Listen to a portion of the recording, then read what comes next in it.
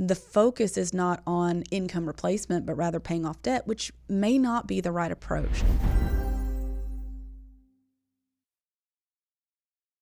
Our next question on the Get Ready for the Future show comes to us from Michael from Maumelle. Micah from Maumelle. I own a small business and I'm about to have my second child. I have about $300,000 right now in an IRA, but I don't really know what else to do to set myself up for retirement or set my family up for the future. Can you help me decide what next steps to take? Well, there's a lot to consider when you're a small business owner, and we don't know what type of small business you own or how many employees you have, and all of those things matter. So I would certainly, again, kind of tee it up by saying visit with a financial advisor so they know your specific needs and your unique situation. But there are some things, Teresa, we can talk about from just a general business owner perspective. Yes, and as a mom, let me first say congratulations. That's exciting. You have a new one on the way. I've got a few. So I love when people have that opportunity. But as a business owner, I would say if you are writing off every penny you make, please stop. I met with a CPA recently just to learn some more about taxes for businesses. And one of the biggest mistakes he sees with a lot of businesses is you spend $1 to save 30 cents. You write every single thing that you make off so it looks like you took a loss because you don't want to pay taxes. Or you have yourself set up with an extremely low salary. Those things, when you talk about planning for your future, do have a major impact on what your income will be for retirement. You know, people have differing opinions about what Social Security may or may not do, but it is your only guaranteed income resource for retirement if you don't have access to a pension. So you need to be preparing by being, balanced in your approach to taxes to make sure you have a reasonable income and that you aren't writing every penny off, buying things you don't need just to expense it away. Yeah, it's really having long-term vision versus short-term vision, and we know that's important. My dad was a small business owner. He was an entrepreneur all his life, still with us. He's 80 years old, but he's taken a pretty small Social Security check because he was more concerned about saving on taxes in the short term. Yes. And he didn't pay that much in Social Security tax, and it has impacted. I mean, they're making it fine, but it has impacted their retirement. Yes, I had a gentleman come in. He was getting ready to retire. He had a very successful construction company, but really the major product was his mind, his ability to get those things done. He had all the subcontractors, things like that, and he had done that. He had been living off of $150,000 to $200,000 a year at minimum for 25 plus years, and his Social Security benefit was going to be $800 a month. And so I had to explain to him that he just simply was not ready because he hadn't taken the time to use some of the other resources he had to build savings, and his product was not something that he could tangibly sell either because he didn't have equipment or buildings or things like that he could sell to. So make sure you're taking a balanced approach there to ensure that you have something set away for later. Let's address too the part about the question. She says, set my family up for the future. Now, she may be focused on legacy there after she's gone, but I would encourage you to make sure you're insured, that your life insurance is adequate, because what happens if your income stops and your future retirement contributions never happen? So especially now that you're about to have your second child, and she doesn't tell us if she's married or anything like that, or if she's the breadwinner, how much of this is, how much of the family income depends on her small business, but that needs an evaluation. That needs to be an analysis that is determined. And I tell you, Teresa, a lot of times people think about that, especially if she's younger, and we don't know how old she is.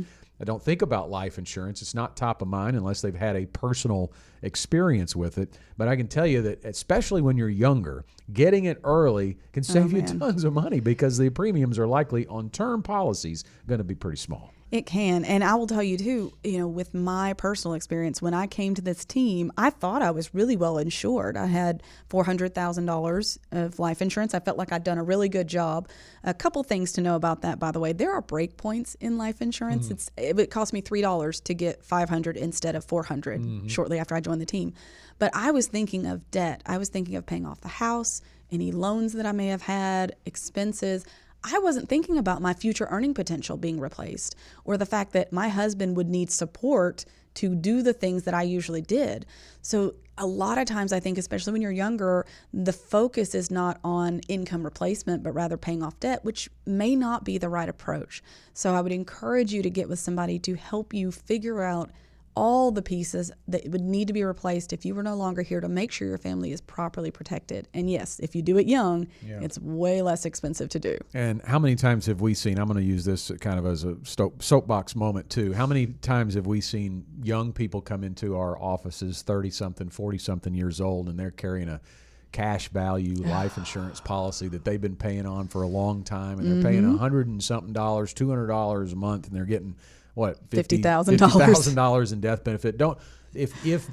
And I'm, again, not to trash all cash value life insurance policies, but if your goal is to replace your income for a certain amount of time, term is the best option for that, and you can get a lot more death benefit for a lot less premium. It's something we talk about a lot on Talking Sense. Things are tools. Yeah. Life insurance is a tool. Whole life insurance is a tool, and if it's used for the proper job, it's great.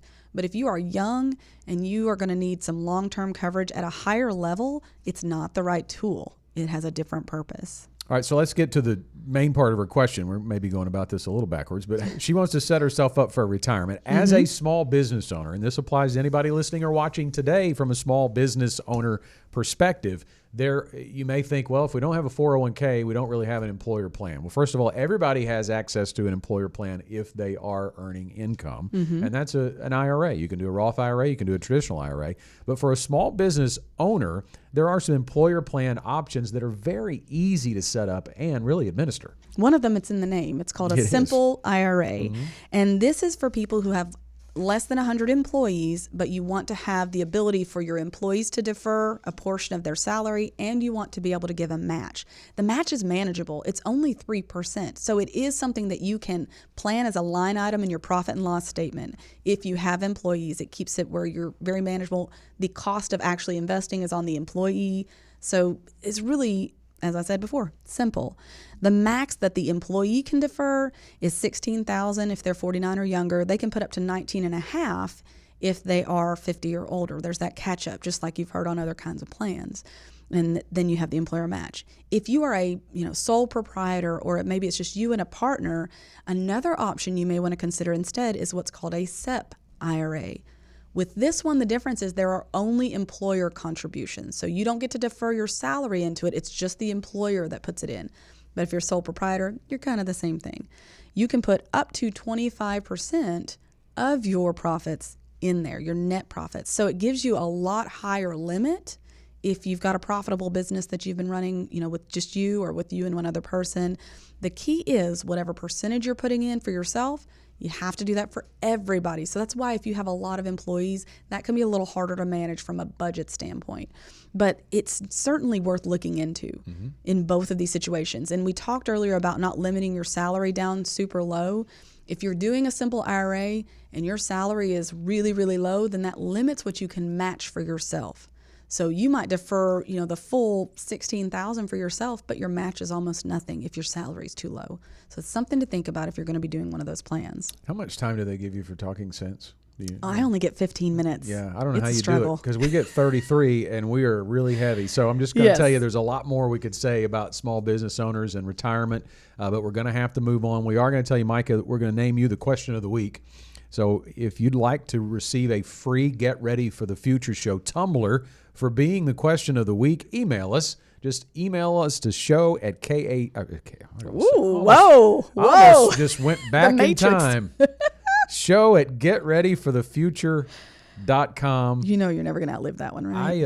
I'm just trying to figure out how that happened. It's been 8 years, and I just almost said it. Anyway, so thanks to Mike.